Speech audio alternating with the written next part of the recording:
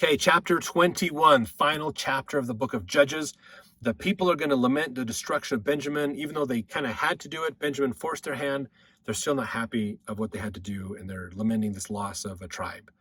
The inhabitants of Jabesh Gilead are destroyed for not engaging in the war with Benjamin. Wives are provided for the remnant of Benjamin. So, really interesting what we're going to see in this chapter. Verse 1, now the men of Israel had sworn in Mizpah, saying, there shall not any of us give his daughter unto Benjamin to wife. And the people came to the house of God and abode there till even before God and lifted up their voices and wept sore. So they said, we're cutting off Benjamin. They're not going to intermarry with our other tribes, basically. And they went to the house of God, which is the tabernacle, and they were sad. Israel was really sad for what happened in Benjamin and realized Israel had kind of broken up. And so now they're getting this coming together. So in a way, by dealing with their internal strife, they're kind of working their way through this pride cycle on their own to an extent. Verse 3, and said, O Lord God of Israel, why is this come to pass in Israel, that there should be today one tribe lacking in Israel? Now realize, for nearly 1,000 years, the tribes of Israel, there's always been 12. The reality is hitting them that there might only be 11 because of this abject wickedness that was allowed to happen in Israel. It has just destroyed almost completely one tribe. So now they're going to be the 11 tribes. They're losing one completely out. And they're sad. This is a whole reality distortion for them. Verse 3, and said, O Lord God of Israel, why is this thing come to pass? I just read that. Verse 4, and it came to pass on the morrow that the people rose early and built there an altar and offered burnt offerings and peace offerings. And the children of Israel said, who is there among all the tribes of Israel that came not up with the congregation unto the Lord? For they had made a great oath concerning him that came not up to the Lord to Mizpah, saying, he shall surely be put to death. So now they're going, wait a minute here. Which tribes didn't really help us in routing out this evil? Verse 6, and the children of Israel repented them for Benjamin their brother, and said, there is one tribe cut off from Israel this day. So they're sad. Benjamin's gone. I mean, there's 600, maybe 2,000 at most, men left. And when they die, that's it. Benjamin's just going to die off, basically, because there's not enough people to keep that going. That tribe going. No more new children being born into that tribe. Verse 7, how shall we do for wives for them that remain, seeing we have sworn by the Lord that we will not give them of our daughters to wives? So now they're realizing, we made a kind of hasty promise to say we're going to cut them off, and now they really are going to be cut off. And I don't know if we can agree to this. I think we might have to renege on our original thought to cut them off, basically. Justice, but now we're getting mercy, going, well, maybe that was a little hasty of a decision for us to make. Verse 8, and they said, what one is there of the tribes of Israel that came not to Mizpah in the Lord? And there came none to the camp from Jabesh Gilead to the assembly. For the people were numbered, and behold, there were none of the inhabitants of Jabesh Gilead there. And the congregation sent thither 12,000 men of the valiantest, and commanded them, saying, go and smite the inhabitants of Jabesh Gilead with the edge of the sword, with the women and the children. And so they're going, hey, this one group over here didn't come help us, so we're going to punish them. Verse 11, this is the thing that ye shall do. Ye shall utterly destroy every male and every woman that hath lain by man. So just, if they're virgins, leave them alone, but everybody else gets wiped out, basically. Verse 12, they found among the inhabitants of Jabesh Gilead 400 young virgins that had known no man by lying with any male, and they brought them unto the camp to Shiloh, which is in the land of Canaan. So they brought them in, and after wiping everybody else out, verse 13, and the whole congregation sent some to speak to the children of Benjamin that were in the rock Rimmon, and to call peaceably unto them. So remember, they went to this rock Rimmon. It's probably a cave or a network of caves. Benjamin went in, and Israel's probably like, we're not going to deal with this. Cave battles, this is just going to turn into an attrition war, and it's just going to be nasty. Not a good thing, and we really don't want to have to wipe them out. But now we're like, well, yeah, now we're kind of sad that they're going to be wiped out, just because there's nobody for them to marry. There's no more children born to Benjamite men, so this is going to be a problem.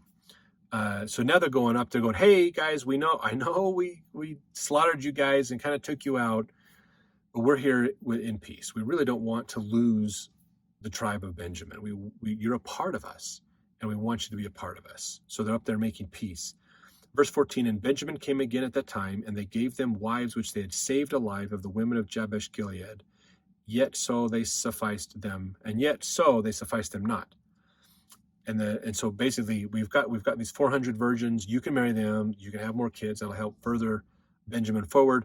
But it wasn't enough. So verse 15, and the people repented them for Benjamin, because that the Lord had made a breach in the tribes of Israel. Not that the Lord made a breach in the tribes of Israel. Let's understand this. I think that, again, that's that mistranslation. That basically the Lord gave Israel agency, and they chose not to follow him. And they chose to go their own ways, do their own things, have their own truths, and not follow God. And some, it sounds like, followed God, like Phinehas did, to stay at the priest's office and do things. But even then, as it says, people were building their own altars and offering their own sacrifices. They weren't going to the tabernacle to do that, which means the Levites weren't getting their sustenance, which means they're becoming poorer and poorer because they rely on the people to give them their sustenance through offering those sacrifices, which means the Levites are leaving to be paid priests other places. So there's this whole trickle-down effect that's been happening. And so now they're coming in here basically and going, well, we need to help Benjamin out. Benjamin has gone just really, really, really bad, and we've got to help them out. We've routed it out. We've got rid of the evil people, but let's not lose all of Benjamin, basically. And so they said, okay, we kind of made this hasty agreement that we're going to cut you off, basically. But now that we think about it, that was a little hasty in our judgment. Too much justice, not enough mercy, so we're going to help you and let you marry some of our daughters so that you can continue to have children and continue your tribe forward. Verse 16, then the elders of the congregation said, how shall we do for wives for them that remain, seeing the women are destroyed out of Benjamin? And they said, there must be an inheritance for them that be escaped of Benjamin, that a tribe be not destroyed out of Israel. So this is, remember we talked about this, this is that civil war we talk about that happened that really dropped Benjamin down. Just, this is crazy how bad does Israel get that this kind of stuff is what's happening. So let's see, verse 18, howbeit we may not give them wives of our daughters, for the children of Israel have sworn, saying, cursed be he that giveth a wife to Benjamin. And they said, behold, there is a feast of the Lord in Shiloh, yearly in a place which is on the north side of Bethel, on the east side of the highway that goeth up from Bethel to Shechem, and on the south of Lebonah. Therefore they commanded the children of Benjamin, saying, go and lie in wait in the vineyards. And see, and behold, if the daughters of Shiloh come out to dance in dances, then come ye out of the vineyards, and catch you every man his wife of the daughters of Shiloh. Go to the land of Benjamin. And so so they're going, okay, we're going to go down to Shiloh, to this other place, and we're going to bring, just basically, when the women are walking by, when they're out dancing and doing stuff, capture them. And those can be your wives. And we'll go talk to the fathers of these women and help you work this out. So verse 22, and it shall be when their fathers or their brethren come unto us to complain, that we will say unto them, be favorable unto them for our sakes, because we reserved not to each man his wife in the war, for ye did not give unto them at this time, that ye should be guilty. So they're going, look, basically, you did not give unto them, you didn't help them, so you're giving up your daughters is going to be your compensation, basically. It's kind of crazy to hear some of these stories and realize this is history. This is what happened. Thankfully, it's not that way today. This would be a little crazy today, but this is what they did. It's so nuts. Verse 23, the children of Benjamin did so, and took them wives according to the number of them that danced, whom they caught, and they went and returned unto their inheritance, and repaired the cities, and dwelt in them. So Benjamin's trying to rebuild with a very small amount of people, but they're not intermarrying with the other Israelites. They're marrying with outside of Israel, basically, to an extent. Some of them are Israelites, but from different tribes, different groups. So Benjamin's going to end up kind of mixing their blood together and be a mixed group, basically. So let's see. They the children of Israel departed thence at that time, every man to his tribe and to his family, and they went out from thence, every man to his inheritance. So that's Israel going back. The armies of Israel, the generals, the leaders are all going back to their inheritance, going back to their normal life, now that they've gotten peace and got this established. Verse 25, in those days there was no king in Israel. Every man did that which was right in his own eyes.